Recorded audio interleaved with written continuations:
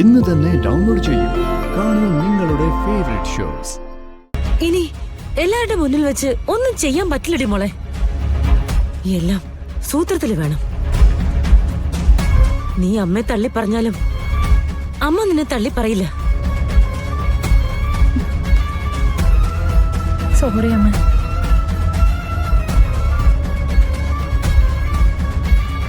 നിന്റെ കാര്യങ്ങളൊക്കെ അമ്മ നോക്കിക്കോളാം.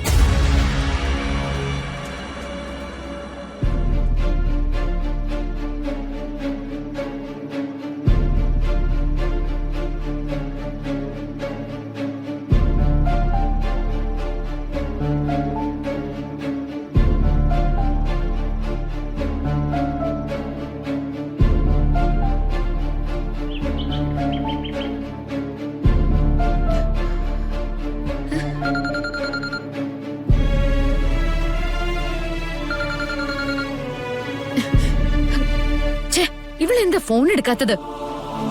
എവിടെ പോയി കിടക്കണവോ കഴുത.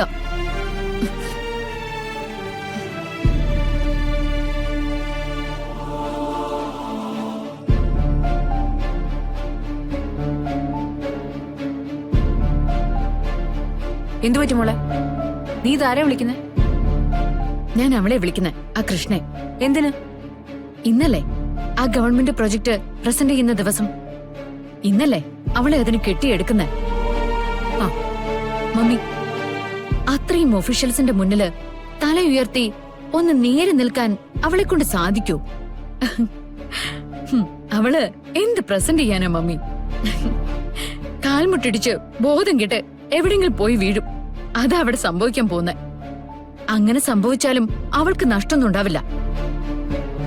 കാരണം ഗതിയില്ലാത്തൊരമ്മയുടെ മകളായ കൃഷ്ണയെ ആർക്കും അറിയില്ലല്ലോ. എല്ലാവർക്കും അറിയാവുന്നത് സിത്താര ശ്രീനിവാസന്റെ മകളായ ഗാഥയല്ലേ. മമ്മി, ഇതുവരെ പങ്കെടുത്ത ഏതെങ്കിലും ഒരു മത്സരത്തിൽ ഞാൻ ഒന്നാം സ്ഥാനം ഇല്ലാതെ വന്നിട്ടുണ്ടോ? ഞാൻ പങ്കെടുത്ത എല്ലാ സ്റ്റേജിലും മമ്മിയുടെ അഭിമാനം ഞാൻ കാത്തു സൂക്ഷിച്ചിട്ടുണ്ട്. അതെല്ലാം ഇന്നത്തെ ദിവസത്തോടെ അങ്ങ് തീരും. മമ്മി നോക്കിക്കോ, അവള് കാണിച്ചു കൂട്ടുന്ന കോപ്രായങ്ങള് പത്രത്തിൽ അച്ചടിച്ചു വരുമ്പോ തലക്കെട്ടുകളിൽ സിത്താര ശ്രീനിവാസന്റെ പേരുകൂടി ഉണ്ടാവും. എന്തായാലും അത് തീരുമാനിച്ചു പോയതല്ലേ. തൽക്കാലം നമുക്ക് മറ്റൊന്നും ചെയ്യാൻ സാധിക്കുകയില്ല. അതുകൊണ്ട് അവളെന്തായാലും പോയിട്ട് വരട്ടെ. മോളെ, ഒരു നല്ല കാര്യത്തിന് ഇറങ്ങുമ്പോ വെറുതെ വിളിച്ച് മനസ്സ് മടുപ്പിക്കണ്ട. മമ്മി ആരെ കുറിച്ചാ ഈ സംസാരിക്കുന്നേ? അവളെ കുറിച്ചോ?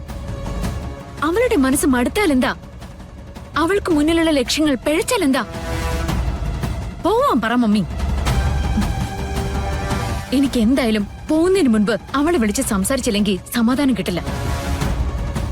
അവളെ വിളിച്ച് കിട്ടിയില്ലെങ്കിൽ ഞാൻ നവീന്റെ ഫോണിൽ വിളിക്കും.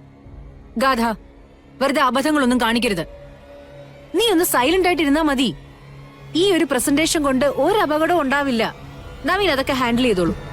മമ്മി, അവൾക്കല്പം പേരുണ്ടായിക്കോട്ടെ എന്ന് നവീൻ കരുതുന്നതേ ഞാനാണെന്ന് കരുതുന്നതുകൊണ്ടാ.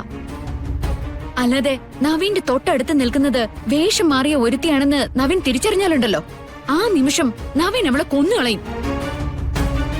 മിക്കവാറും ഈ നിലയ്ക്ക് പോയാലേ അതിന്റെ കാരണക്കാരിയാവുന്നത് ഞാൻ തന്നെയായിരിക്കും. നീ എന്താന്ന് വെച്ചാ ചെയ്യും. പറഞ്ഞു തരുന്നതിനൊക്കെ ഒരു പരിധിയില്ലേ?